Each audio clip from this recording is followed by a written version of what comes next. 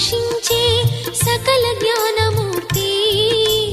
ఎవరింట తాను కొలువుండునో కలుగును వారికి కీర్తి. సకల సంపదల మూలము సుమనోహరి లక్ష్మి.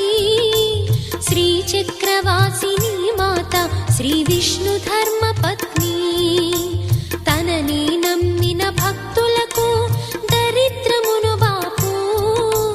కొలిచెడి వనితల కొంగులలో బంగారము నింపు. అష్టలక్ష్ముల రూపున అవతారం దాల్చినది. కష్టములను తొలగించగా భూమిలో వెలసినది. లక్ష్మీదేవి కథ శ్రీ లక్ష్మీదేవి కథ.